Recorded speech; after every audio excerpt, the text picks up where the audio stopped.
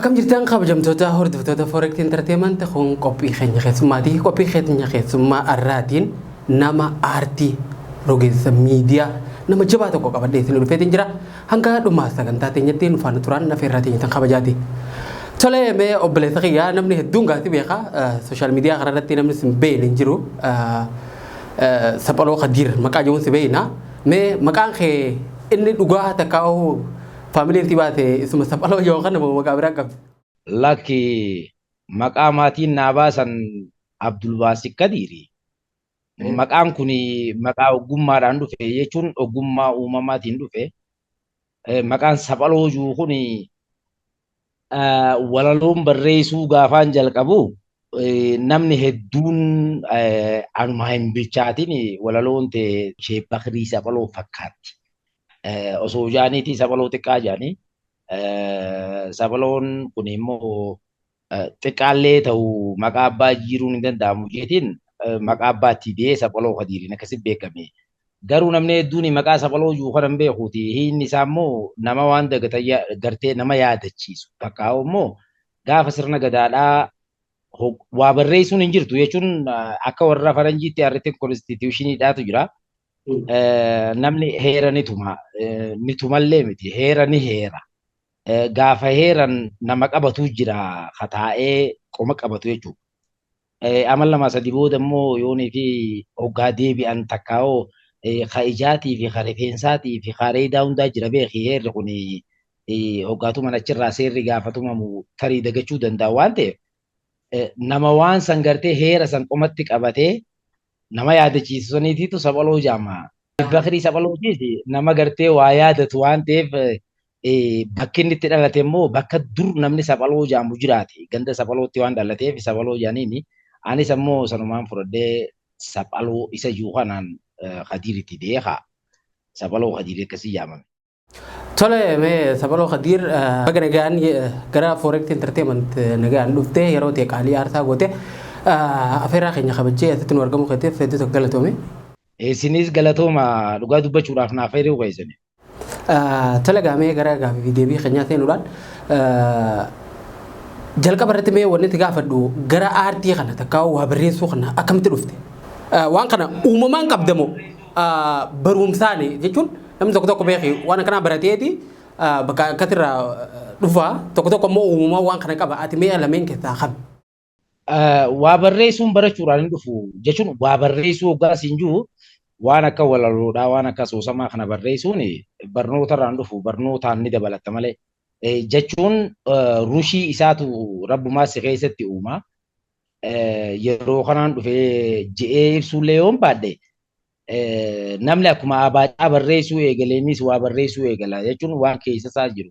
Haa ta'u immoo ani eeguma kutaa 6-7 kana eegaan ga'ee booda waan na keessa jiru babarreessuu eegalee eegaan ammoo kolleejii seene booda namni akka waa barreessuu danda'u dira natti hime jechuun natti hime abbaan if hin beeku waan ta'eef san booda immoo akka waa barreessuu danda'u eegaan hubadhee waltajjiilee adda addaa irratti bahuu jalqabe. San booda immoo waa barreessuu qofaa miti waan hin barreessis maxxansuu kan danda'u yaadaatiin ture. Inni immoo uumamuma jechuu fadheeti afaan Oromoo eegaan baradhe waa barreessuu kan danda'u beekuu daran isiin ammoo waa wali qindeessitee barreessuudhaa kun isuma rushii keessa jirtu san hoggaa gabbifatte. Ammoo gabbifatte jechuun mana barnootaa seentee qofa barattu osoo hin taane takkaa'u immoo art and literature or foreign language waan jaansaniin osoo hin taane tanuma afaan Oromootiin baratte saniin gabbifachuu isii qofaan natti mul'ata amma hoggaa yaadde. Okay, ati amma bara 2010 irratti beekaati sooshaal miidiyaa irratti takkaa'u Facebook irratti waa barreessu. Gruppii Saphaloo Khadiir jettu keessatti waan hedduu walaloolee garaagaraa walaloo shaggooyyee dabalatee walaloo babbareedduu hedduu maxxansaa turte. So yoom irraa eegalteeti waan kana godhuu eegalte sooshaal miidiyaan dhufuudha waliin dhufte mo'ate san duratti qabde waan kana. Duraan daftaruma irratti barreessuu takkaa'u immoo waraquma xixiqqoo irratti barreessuudhaa ture. Facebookni kun dhufee amata sadaffaa isaatiin na fakkaata. Facebookni 2004 akka warra faranjiidhaatti takkaa'u Gregorian kalendarii gaafa dhufu kuma lamaa fi torba feesbuukaan banadhe. Feesbuuka dura waa hedduutu ture haa agartee akka feesbuukaatti takka sooshaal miidiyaatti fayyadamanii akka waa bloog, peempaal akkasuma warra gartee akkuma xaliyaa jaalalaa ta'u walii barreessan tokkotti walii ergan hundaa ture. Gaafa kuma lamaa fi torbaa immoo ani barsiisaa kolleejjiitiin ture. Yeroo sanitti intarneetaatu jira. Kompiitara yeroo jalqabaatiif akka Itoophiyaatti as seene tokko faatu jira. IBM isa fayyadamaa turre. Gaafa sani osuma sarchi goonuu harkanneenaa fi hiriyoonni kiyyaas feesbuuka kana jechuun Afrikaa keessa seenee osoo hin turiin jechuudha. Achii gaa feesbuuka irratti waa barreessuu eegallee yeroo san namni inni hedduun beeku. Biyya teenya keessaas kompiitaraan kan fayyadamnu san malee bilbilaan fayyadamuu hin danda'amu ture. Achumarraa eegaleetii egaan biyyaa bee boodaas ammoo isa biyuu godhee jechuun babal'isee waa itti barreessuu jalqabe. Waa gaafa san feesbuukni nu lakkoofsaan sii kanna jechoota ati barreessitu. Akka ammaa kanatti waa bal'aa irra barreessuu hin dandeessu. Viidiyoon hin jiru, maaliin hin jiru. Feesbuuka kana ibadii fi buusfaa waan jaan keessaan seentee bilbiltaa. Gaafa sirraa jalqabneetuma gaa osoo deemnu bara 2000 bara 2000 akka Itoophiyaatti 2002 filannoo booda biyyarraa ba'e. Keeniyaa Uganda immoo haalli achitti haalli teekinooloojii kun mijaawaa ture. Isaan wal qabatee wantoota gartee tokko tokko barreessuu fi maxxansuu jalqabee bara 2010 irraa hanga 2018 immoo warra tokkoffaa fayyadamu sanirraa jechuudha. Yeroo hedduu gaa kitaaba adda addaa maxxansuu sooshaal miidiyaa irratti illee gaaffii fi deebii takka intarvii adda addaa irratti illee yeroo ati dubbattu dhagaatiin ture. Mee kitaabota hanga ammaa barreessite meeqa? San keessaa meeqa maxxansite? Kitaabota barreessuu fi maxxansuun kun waan garagaraati. Jechuun kitaabota kaniin barreesse yoo jette hedduun barreesse. Inni jalqabaaf maxxanfamuu deemu Haasaareeraati. Facebook irratti fi weebsaayitiilee garagaraa irratti immoo qabiyyeelee kitaaba kiyyaa keessaa baasee maxxansaatiin ture. Kitaabota hedduudha. Amma kitaaba lamaan walitti dabalee amma kaniin amma maxxansuu deemu kana cimimmuu isayyuu fi Haasaareeraa kajuu walitti dabaleetiin maqaa Haasaareeraatiin moggaase kitaaba walalolee abbaa lama. Sababniinis walaloon gaafa duraa barreessaa turee fi amma cimimmuunis silaa kitaabuma danda'e tokko Haasni Areeraatis keef danda'e tokko garuu immoo waan barreessitu kana keessaa beektaa waan qammanuu jira. Waan qammanu jechuun waan yoo bulee badu jechuudha. Isa san keessaa baasaadhaa hoggaan dhufu inni jalqabaa natti xiqqaate jechuun akka nama gartee addaa qaanxeeffatee waa maxxansuu tokko na fakkaanaaniin Haasaareeraa keessaa itti dabalee maqaa Haasaareeraatiin moggaasee maxxansuudha. Mana maxxansaa jiranii baa gaafa fuulbana 13 2016 akka warra Itoophiyaatti ni maxxanfama malee ni eebbifama jechuudha. Tole hedduu bareedaadha. Mee cimimmuun kun peejii cimimmuu jedhu tokko amma dura turee jira. Achirratti fi munawwar waa barreessaa turtan tokko achirratti walalolee garaagaraa wantoota achi keessatti maxxanfamaa turan sana kitaaba maqaa kitaaba cimimmuutiin baasuu haati moo akkam moo adduma maqumaa wal fakkaate. Cimimmuun duraanumaa kitaaba jechuun kitaabuma saniin peejii feesbuukaatiin banne. Okay akkasiidha. Isa sana amma maqaan jijjiirameeti Haasaareeraati. Okay hedduu bareedaadha.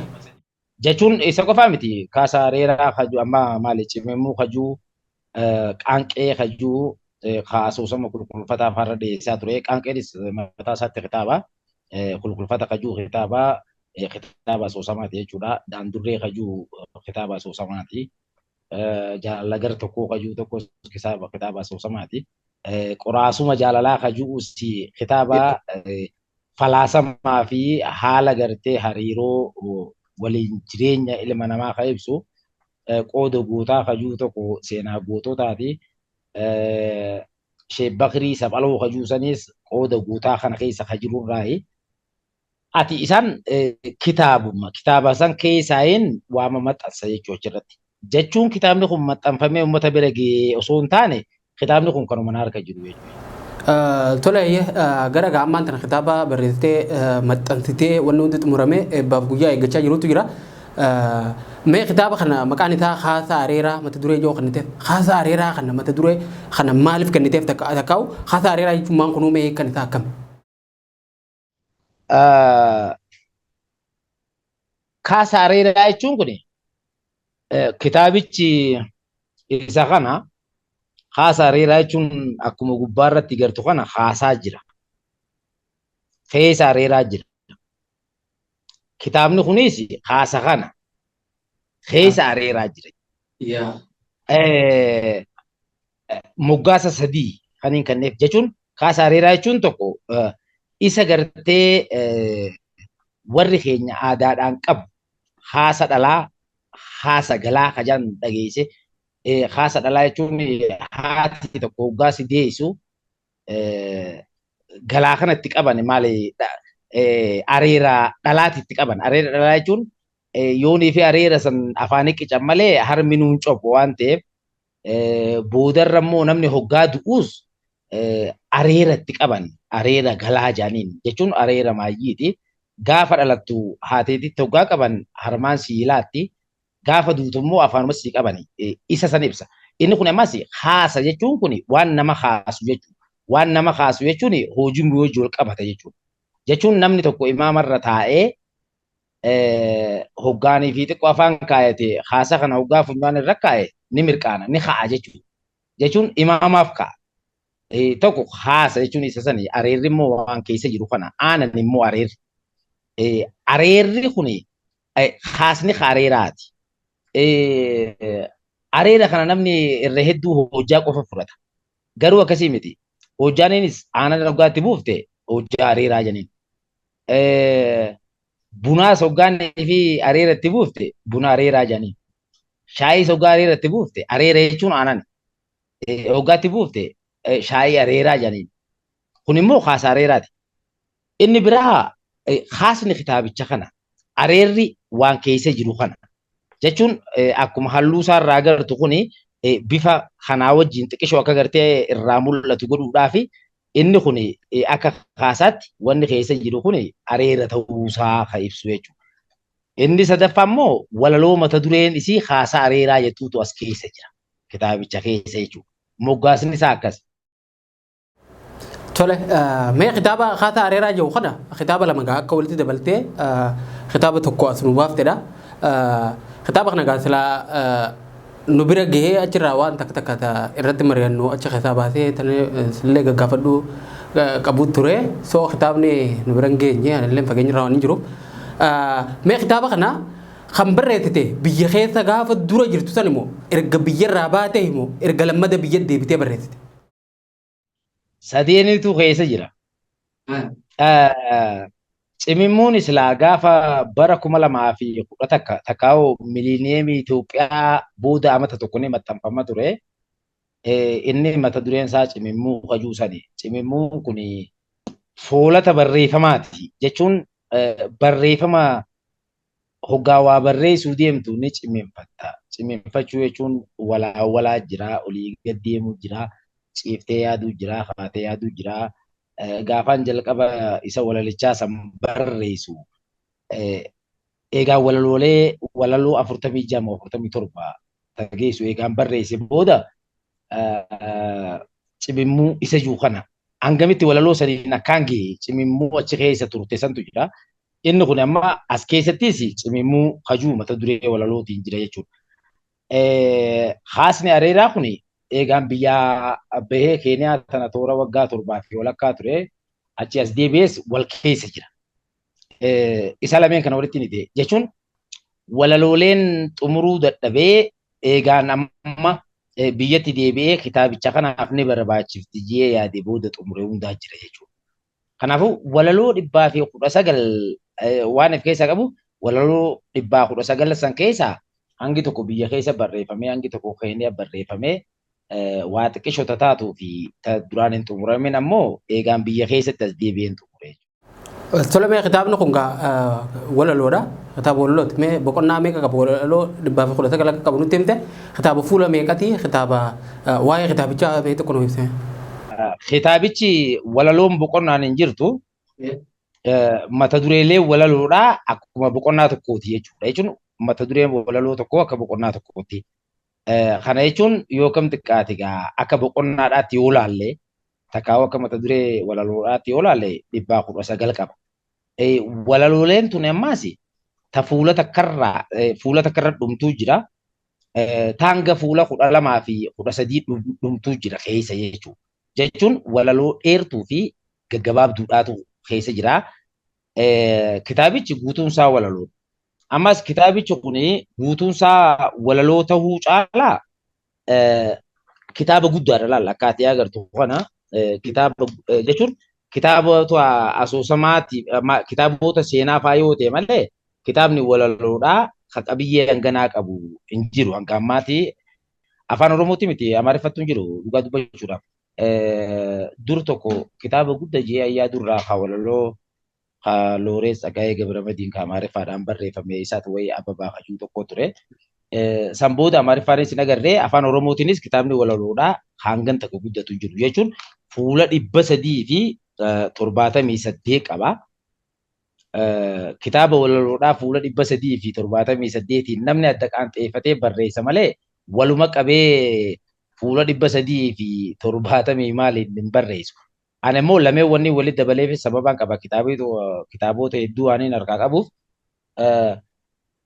adda qaanxeeffachuu nan barbaachisu. Inni kun beetuma dhaloota bira gahuu qaba.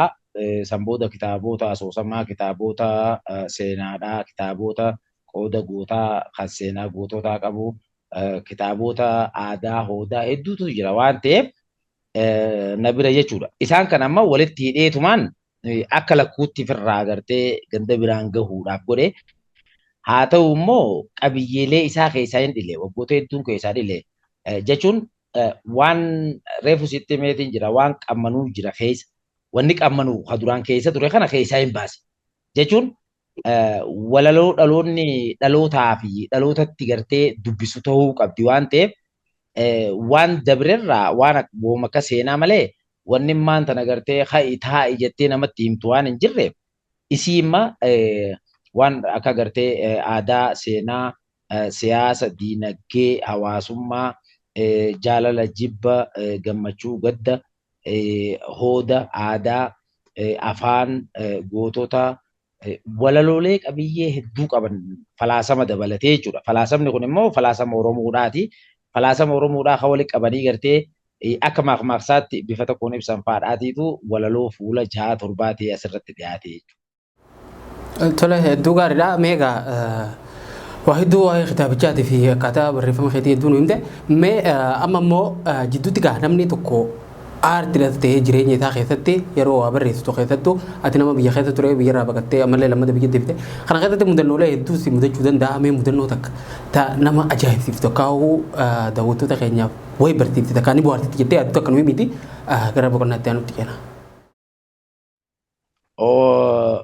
Mudannoo turii fi muuxannoo waluma qabatti tamirraa himee tam akkaan dhiisus yoon beekuu baadhe jireenyi ilma namaa kuniifuu mudannoodhaan guutamee mudannoon kun gartee akka ati keessattuu jechuun hoggaa waa barreessitu irra guddaa inumaa mudannoo barreessita.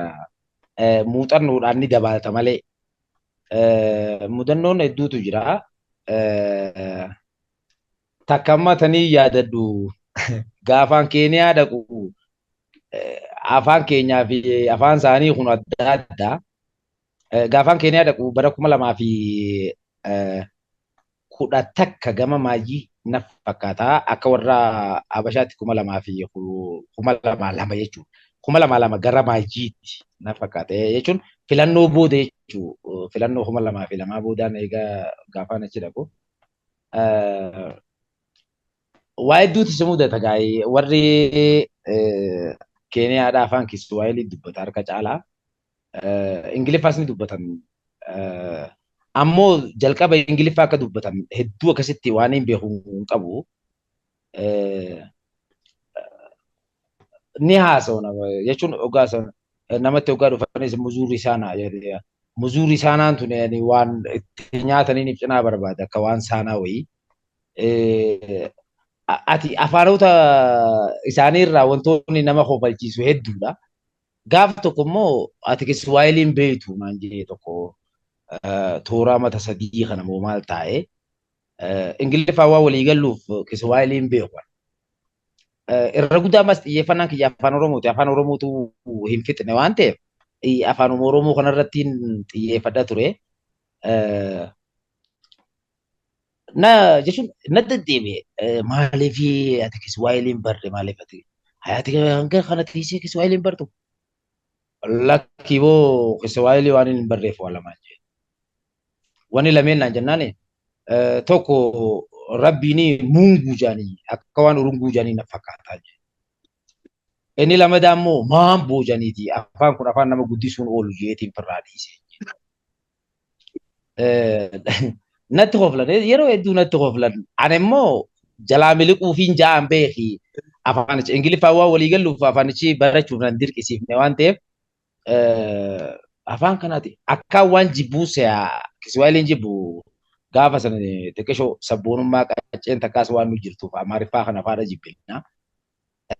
Hoggaa immoo inni na deddeebi'ee isaati Kiswaayiliin beektu qaaboon beeku afaan Oromootuun finnee maaliif hin beekaa Kiswaayilii kana maaliif hin barreetu aboo Kiswaayilii kana malamaa fi hin dhiise maaliif rabbiin muunguu jaanii muunguu jechuun kun rabbii waan urunguu jaan nan fakkaata hoggaa gadiitis maamboo namaan jaaniiti afaan nama guddisa nan fakkaata.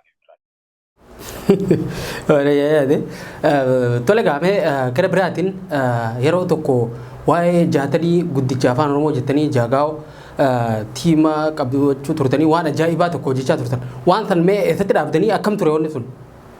Eessan geessanii dhaabdan? Jaatanii guddaan afaan Oromoo kun kaayyoo sadiif jalqabee tokko afaan Oromoo teekinooloojii kompiitarootaatii fi moobaayiloota kanaa wajjin wal barsiisuudha. Inni lammadaa immoo loqoda danuu takkaa'oo maltii daayileekti jedhaniin kana dishneerii ooflaayinaa fi oonlaayinaanis dhaloota Oromoodhaa kabooda dhufu hammaas jiru fayyaduuf. Oonlaayinaa fi ooflaayinaa jechuun bifa kitaabaatiin manneen barnoota irra raabsamu. Oonlaayinaa hoggaa jennu immoo roga intarneetaatii fi teekinooloojii adda addaatiin fayyadamuudha ture. Inni sadaffaadhaa immoo Google afaan Oromootti hiikuudha ture. Jaatanichi sadarkaa bareedaa irra ture. Hojjechaa ture. Haa ta'uuti immoo akkuma ja'an san jechuun akkuma amma nuti dhugumattuu waan eegalle galamaan hin geenyu jennu fakkaannu takka waan ta'eetu jira. Tokkoffaa tiimii adda faca'e takkaa'oo garee sagantaa san jalqabdeetu addaa faca'e. Addaa faca'uun isaanii sababoota gahaan qabu garuu eega jechoota miiliyoonota hedduu walitti qabne loqoda 8tti qoonnee jechuun afaan Oromoodhaa loqoda bal'aa qaba. Loqoda bal'aa inni qabu sanarraa gariin loqoda isaa 4tti gariin ammoo 5tti gariin 6tti qooda ture. 6 ol hin turre nuti ammoo haga loqoda 8tti gartee adda baafnee itti hojjechaa turre.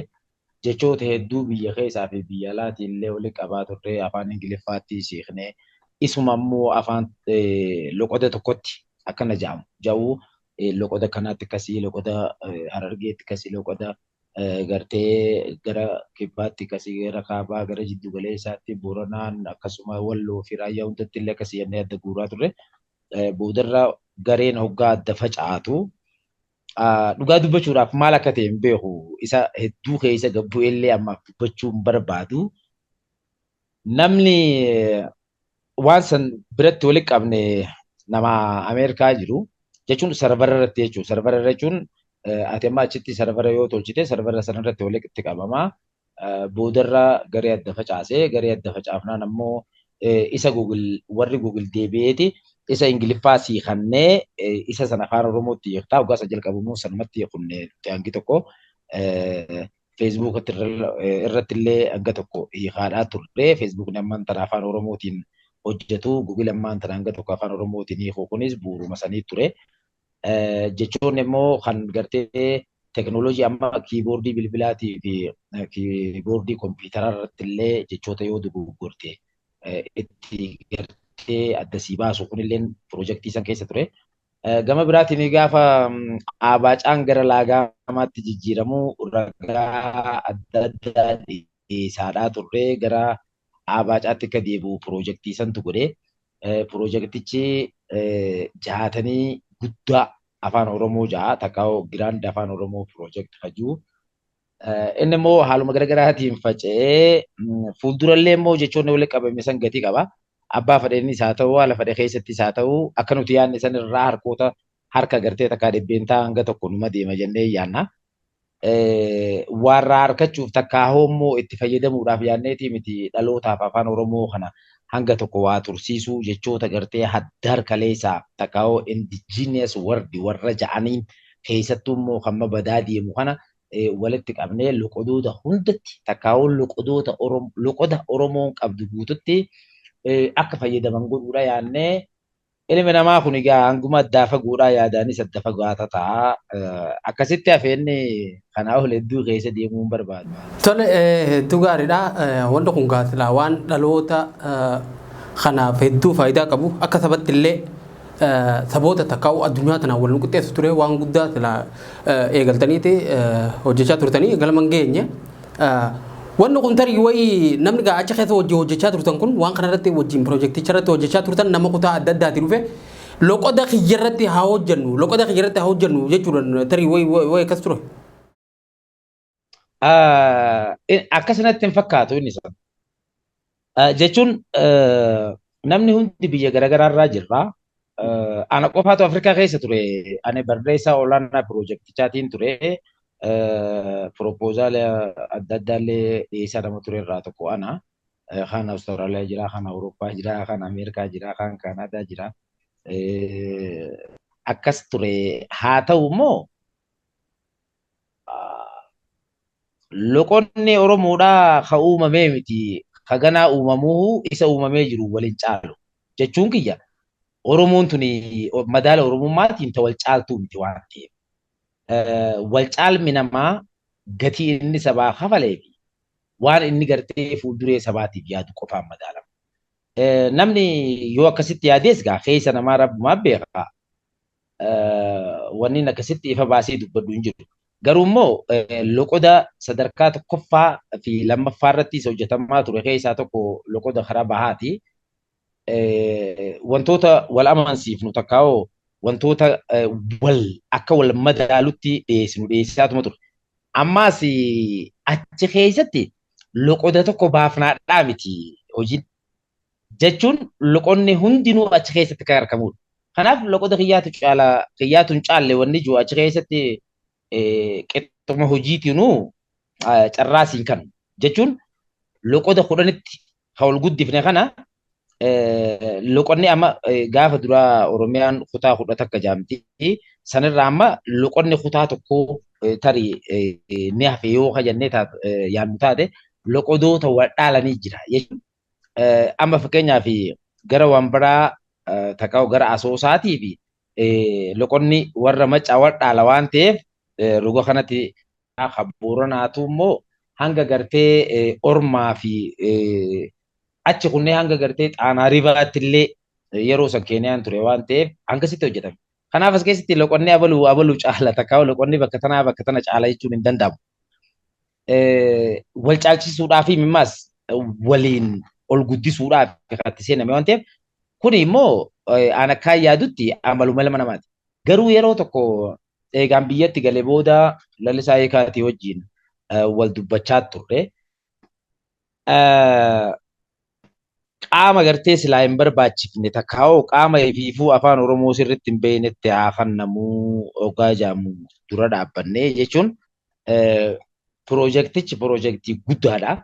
Piroojeektii hanga afaan Oromoo jiraachuu danda'u tokko.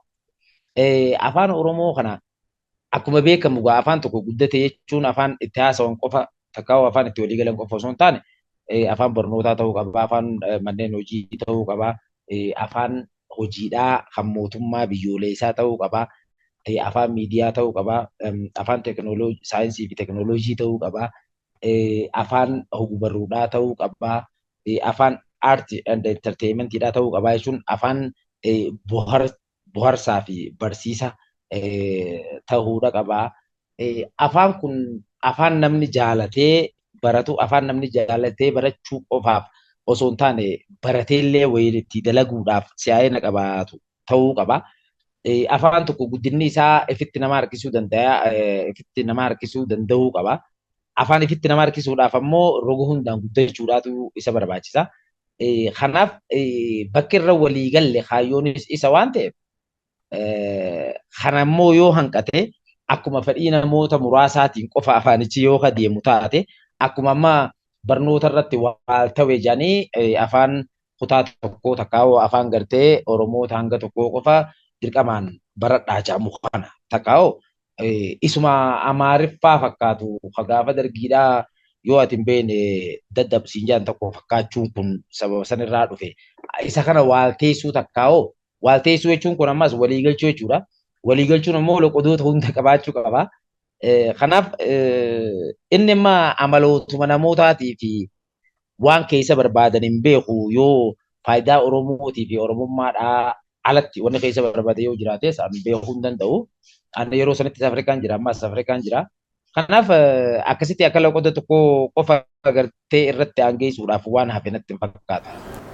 Tole piroojeektiin kun piroojeektii guddaa dhaloota hanga gartee Oromoo fi afaan Oromoo jiru fayyadu nuun jettee jirta. Wanni nuti garri illee sanuma dhuguma wanni kun guddaadha. Mee jaagaawwan deebuudhaaf abdiin jira? Takkaa wanni hojjechaa jirtan jira? Abdiin hin dhabamu. Abdiin nuti qabnu kun amma jechoota miiliyooneetoo hedduu walitti qabne san gabbaafamee mul'achuu takkaa'oo gabbaafamee hojiirra ooluu qaba. Yoo sanaafis amma biyyattii keessattis ta'ee biyyoota garaagaraa keessatti haalota adda addaatiin akkaataa itti afaan kun gartee gara teekinooloojiidhaa takkaa'oo teekinooloojii wajjin wal simu godhuu irratti haalli itti hojjetamuu jiru takkaa'oo itti karoorfamuu jiru ni jira. Jaagaawwan takkaa'oo jaataniin guddichi afaan Oromoodhaa inni bifa wal fakkaataadhaan garee wal fakkaataadhaan deebuu baatus dhaloonni maanta na jiru kuni dhaloota ammayyaawaa dhaloota gartee waa kalaquudhaaf yaadu waan ta'eef abdiin ni jira kan dhalootaa irratti jechuun inni kun yoo hongees isa teekinooloojii wal barsiisuudhaaf jalqabame isa jalqabaa waan ta'eef kuni amma bifa biraatiinis milkaa'uma jira jechuun Facebook ni hanga tokko afaan Oromootti hiikee, Google hanga tokko afaan Oromootti hiikee guutuullee yoo ta'u baate inni immoo dhaloonni kun ittuma fufa ni tolcha. Inni biraa immoo kajaatanii keessa ture tokko barreeffama gara sagaleetti sagalee gara barreeffamaatti jijjiiruu ture. Inni ammas isuma Google wajjin wal qabatu kana. Wayitaamaa kana yeroo hedduu bilbilinaaf bilbilamaa qaamota hedduurraa jechuudha. Muuxannoo sagantaa sana hojjechuudhaa waan hin qabu. Akkaataa gartee amma fakkeenyaaf manneen murtiidhaa haasawa namni haasawe jala taa'anii barreessuu waan hin dandeenyeef matarratti akkaataa itti gara sagaleen gara barreeffamaa barreeffamni gara sagaleetti dhiyaatutti wanni hojjechaa jira keessaa tokko akka fakkeenyaatti mana murtii olaanaa Godina Harargee Bahaati. Pirezidaantii mana murtii wajjinillee hoggaa wal dubbadhu wantoonni kun abdii qabaachuu isaatiitu kana keessatti nan mul'ata jechuun dirqama gareen tun feetu qoftuu feetu kaatu qaamni dhaloonni nu duuba dhufu kun dhaloota sammuu rasaasaati maqecha saniin haala wal fakkaatuun dhufu baatus abdiin ammoo kaayyoo sagantaa sanitti jalqabneef fuuldurattis ni milkaa'u jee adama abdii guutuu qabu. Tole hedduu tokko galatoomii mee gara biraatiin ati akka saphaloo Khadiiritti afaan Oromoo takkaa'uu aartii takkaa'uu wantoonni afaan Oromootiin barreeffamanii afaan Oromoo kun sadarkaa hanga guddachuu barbaadamurra ga'uu maaliif hanqate takkaa'uu maaltu guddachuu isa dhorkeettee yaaddameeti? Yeroo hedduu waan kana ni yaada. Yeroo tokko barreeffama tokkoon barreessaadhaa ture. Barreeffamni sana kitaabota fuulduraa keessatti illee bahuu danda'a. Aartiin Oromoodhaa maaliif Oromoo aara baasuu dadhabe? Jeetiin barreesse barreeffama dheeraa. Maaliif aara baasuu dadhabe jennaan aara baasuu jechuun akka makiinaa dadhabeetti aara baasuu osoo hin ta'in uummanni Oromoodha. Fi ogeeyyoonni aartistoonni akkasuma ammaas gameeyyoonni adda addaa aartii warri gartee roga ogbarruutiinis roga sirbaatiinis roga gartee tiyaatiraa fi filmiidhaanitis akkasuma immoo rogoota garaagaraa kan diida bal'aa aartiin qabdu kana keessatti fayyadamuu dhabuudhaa fi aara nu baasuu dadhabuun aartistoonni keenya gargaarsumaa fi dhoortoo walaanamuun hoggaa du'anis gargaarsumaa fi dhoortoodhaan awwaalamuun inni jiru immoo gargaarsumaa fi dhoortoodhaan manallee hireeffachuu dadhabanii jiraachuun kun maaliif nu mudatee jee hoggaan laalu waa hedduun nan mul'ate. Tokko dhiibbaa afaan Oromoo irraa waggoota dheeraadhaaf ture. Inni biraa immoo rogoota amantaatii fi adeeffataa adda addaatiif kan jiru. Inni biraa immoo ammayyaa hudhabuu takkaa'u manneen barnootaa roga aartii fi aartistiidhaa guddisuu babal'atee dhabamuu. Kan biraa immoo warruma gartee hogguu dhoortoodhaan wal'aanamee dhoortoon jiraatee dhoortoon awwaalamu kana laalanii dhaloonni abdii muruun takkaa'oo waa shaakalanii waan haaraa as baasuu dhabuu fi kanneen kana fakkaatan rakkoo hedduu kan kaasuu dandeenyu ni jira jechuudha. Kanaaf inni biraa immoo bifa kitaabaatiin yoo ilaallu taate inni jalqabaa jee kaniin kaasu kitaaba if nama dubbisiisu barreessuu dhabuu keenya. Kan biraa immoo kitaabni if nama dubbisiisu jechuun kan fuula tokko hoggaa bante fuula 50 irratti hanga geessuu gartee hirriiballee irraanfatu tokko hin jiru. Jechuun warri duriin jiru jechuu kiyyaame takkaa'uu harka 100% guutumattuu duwwaadha jechuu kiyyaameti ni jiran. Inni kunis kan jiru kunis raabsii irratti rakkootu jira jechuun wal keessa faca'ee gartee bahaa fi lixatti kaabaa kibba jiddu galeessaa hanga gartee qarqaraatti gurguramuudhaaf raabsii jiraachuu qaba. Kitaabni jiddugala Oromiyaa kana barraa'e gara Harargee hin dhaquus hin danda'u. Inni kunis immoo hamilee waa dubbisuudhaa dhaloota keessa caccabsuurraa kan ka'e akkasuma ammaas dhaloonni hoggaas hin jiru fakkeenyaaf kitaabumaan sii kaasuu jira malee rogoota hedduutu jira waan ta'eef. Kanaaf haalonni kun hundinuu akka har'aan tana gartee aartiin nu aarsuu malee aara nu hin baafne ka godhe jeetii yaada. Tole hedduu gaariidha. Kitaabni ammaan tana barreessitee ati harkaan nuuf qabdu yoo takkaa'u guyyoota muraasa booda eebbifamee nutti gabbaasaa jirtu kitaaba kuusaa walalooti haasaareeraa jechuudha.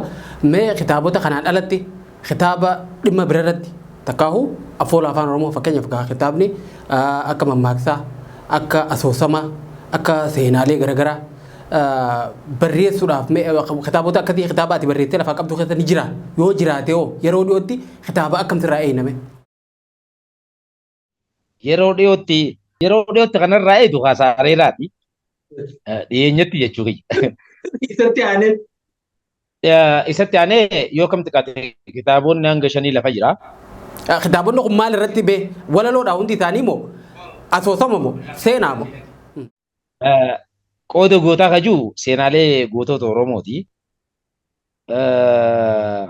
Kulkulfata daandurree jaalala gar tokkootii fi qaanqee kajuu kitaaba asoosamaati. Asoosamoota dhadheeru isa seenaa fi aadaa odaa fi akkaataa qabsoo dabalatee siyaasa diinagdee fi hawaasummaa Oromoo ibsuudha irra guddaansaa.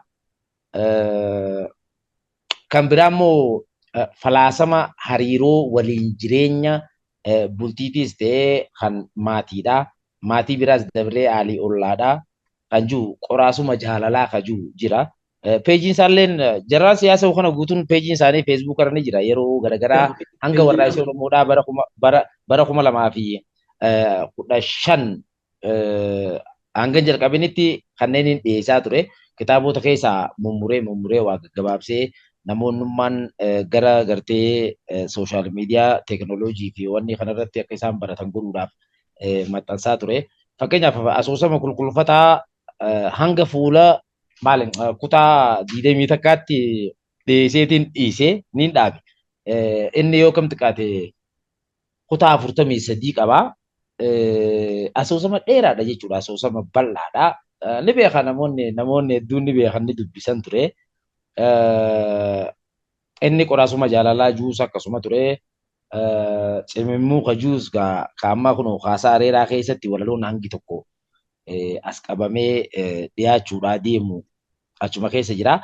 Kanaaf kitaabonni hedduutu jira jechuu barbaadeeti. Rakkoo kitaabotaan qabnu hanga ammaa haalota gartee diinagdeetii fi haalota mijaa'uu dhabuu takkaawoo sirna dhaba siyaasaadhaatii ture.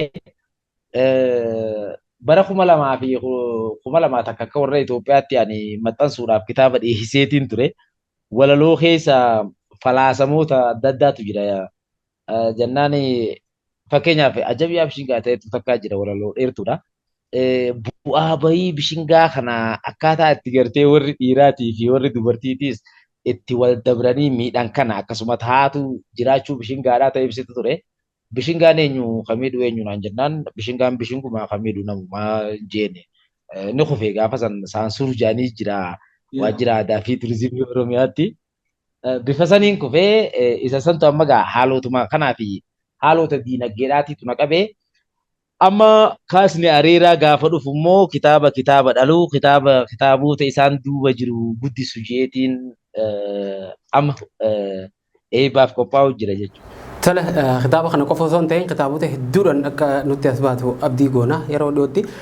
Mee haasaa areeraa kana keessaa walaloota akka osoo nu ga'uu dandeessaa daawwattoonni keenya akka saspeensi ta'anii ta'ee gale.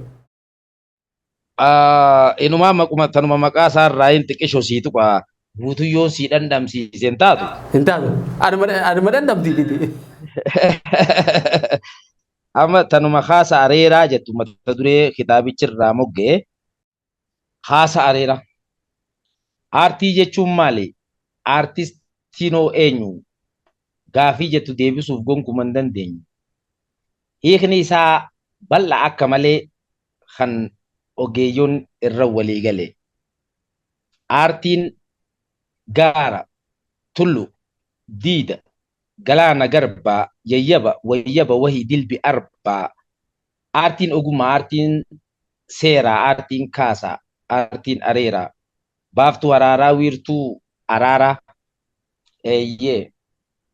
Aartiin jaarii, aartiin gaarii, boorsituu, waarii qabbaneessituu, aarii, aartiin baraa, aartiin barii, aartiin bal'oo, aartiin baharii. Aartiin haasaa areeraati, uumaa bu'uura heeraati, handhuura aadaaf seenaati, hooda hidda sirna sabaati. Wiirtuu afaanii fi ogbarruu lafee qaamaa dugugguruu. Aartiin rasaasa, rookeetii diina laboobu, boombii ittiin cabsan sirna hamaa nutti goobu. Aartiin humnaa, aartiin qaroomaa, aartiin quufaa, aartiin misoomaa.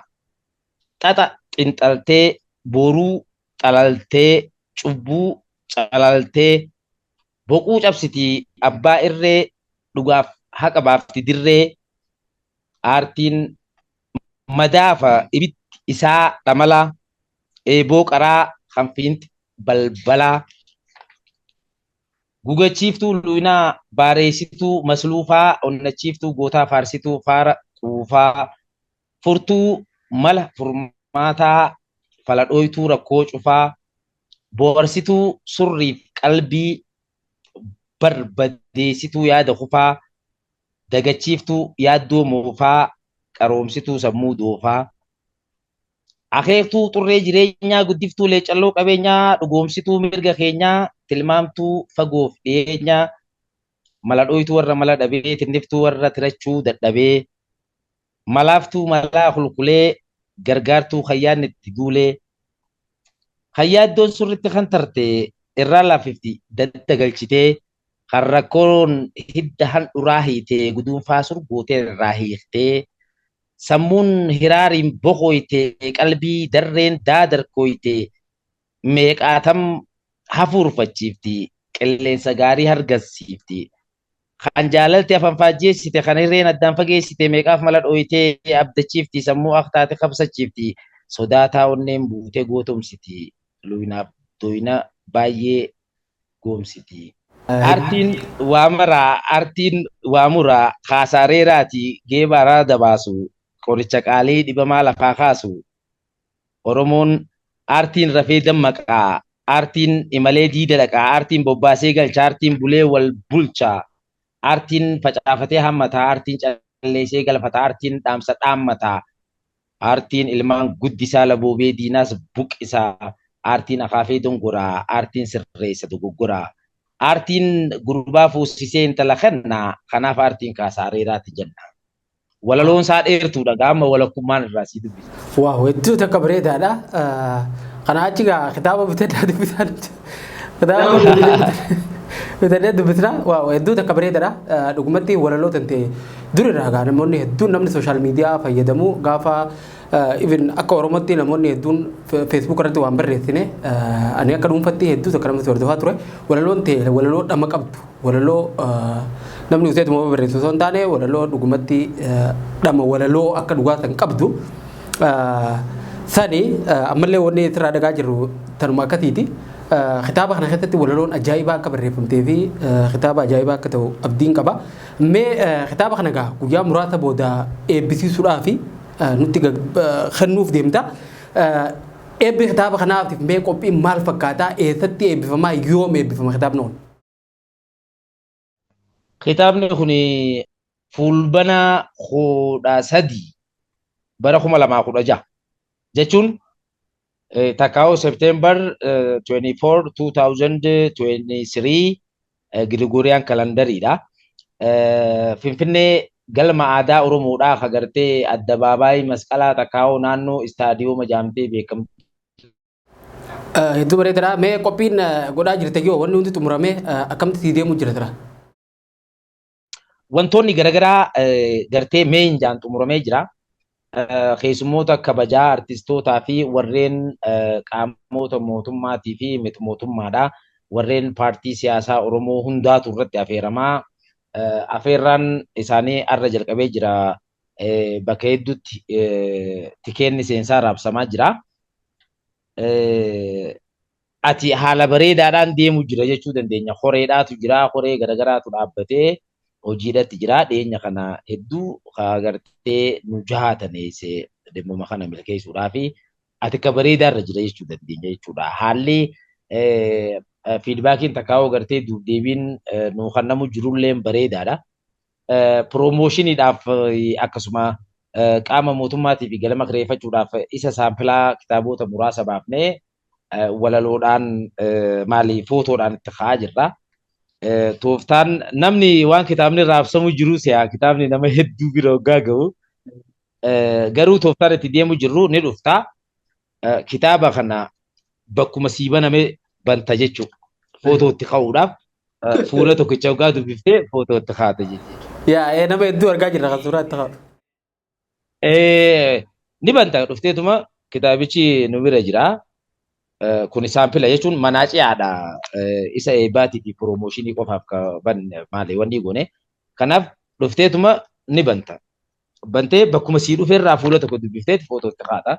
Bifa saniitiin babal'ateef maali beeksisni fi dhaadheessii isaa babal'atee jira malee kitaabni hanga xiqqaa qofaatiitu nu harka jira.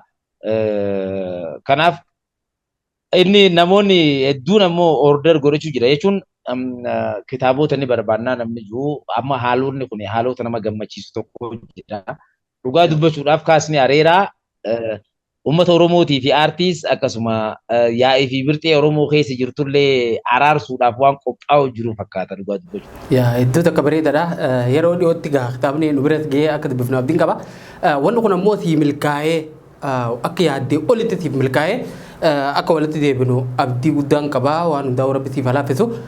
Gamanumaan ammoo kabajamtoota hordoftoota Forex Entertainment namoonni naannoo san jirtan namoonni biyya keessa jirtan eebba kitaaba haasaa areeraa kan saphaloo Khadiiriin barreeffame irratti argamuudhaaf guyyaa ammaan tana reefuu irratti ibsame kana namni danda'amee funti even namoonni hin danda'amin illee if dura guyyaa sana irratti guyyaa keessan haala mijeeffatanii deemtanii obboleessa keenya cinaa dhaabbattanii waan inni waggoota hedduu itti xaaree itti laffee kana waliin akka milkeessaniif gamanumaan maqaa Forex Entertainmentiitiin isin gaafanna. Tole gaamee saphaloo qophii keenya irraan tanaa kana goolabuun duratti wanni naa hafe takkaa'u waan takka jeetiin qophii keenya goolabnaa wanni jettu yoo jiraattee carraatii laadheetiin gara xumuraa deemu.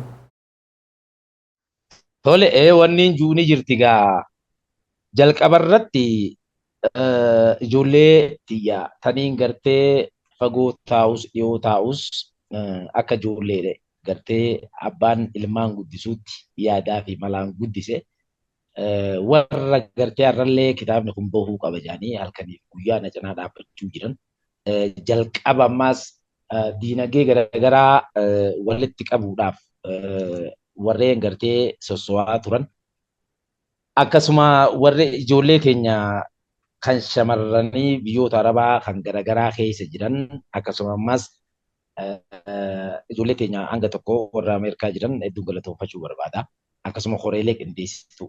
Hundaa olitti immoo yaadataa Juneedii sagantichaas kitaaba kana haga gartee ijoolleen teenya saantiin walitti qabdee kakkafalte malees guututti ispoonsara ta'uu isaatiif yaadataa Juneedii jechuun abbaa Biraaytan Tireeding dhiira namaa kan gartee isa wallaansa barbaaduuf wallaansa laatu isa kan du'eef awwaalcha bareedaa godhu isa kan gartee dandeettii waa barreessuutii fi dandeettii waa hojjechuu qabu hunda bitaa mirgaadhaan cinaa dhaabbatee dhiira nama jajjabeessitu dhiira afaan Oromootii fi dhugaa Oromootiif qophoomtu hedduu galatoomfachuu fedha. Akkasuma isinillee immoo warri miidiyaa irratti carraa jalqabaa harkattanii eegaan kitaaba Kaasaa Hariiraa kana piroomoot godhuu jalqabee carraa jalqabaa harkattanii naaf hirtanii naa seesitan Forex Entertainment keessaafuu Birraa Jamaal hedduu galatoomeessi jechuu barbaada. Ilma kiyya tokko immoo kan si cinaa qabu Munawwar Ahmad namni hedduu waliin nu beeka. Osuma addaa fagoo jirru yeroo hedduus na qunnamaa ture isinillee hedduun galatoomfadha. Akkasuma galattinni kun hin dhumu akkaataa Oromoon waatti namaa gootuun galata galchinee fixuu hin dandeenyu. Hundaa'uu rabbiin isaan haa gargaaru rabbiin gartee umrii fi fayyaa isaanii haa kennu jechuudhaan barbaada. Wanni biraa taniin addatti itti dabaluu hin jiru. Tole hedduu takka galatoomii Saphaloo Khadiir yeroo ta'e qaalii aarsaa goote yeroo qabdu xiqqoo keessattuu yeroo ammaan tanaa hedduu bitiidha. Yeroo teetirraa nu kannitee gaaffii fi deebii muuxannoo fi mudannoo teetirraa bifa kanaan nu qooddee yeroo nu wajjin yeroo gaarii kana nu wajjin dabarsuu keetiif hedduu takka galatoomni siin jaa irra deebi'an mallee. Isinillee naa galatoomaa naa jiraadhaa jabaadhaa. Talagaa kabajamtoota hordoftoota Forex Entertainment qophiin keenya keessummaa arraantanaa barreessaa fi nama aartii Oromoo jabaa Saphaloo Khadiir wajjin goone kan hanga ammaa hordofaa turtan kana fakkaata qophii keenya biraatiin hanga walitti deebinutti nagaa keessanuuf tura horaa bulaa.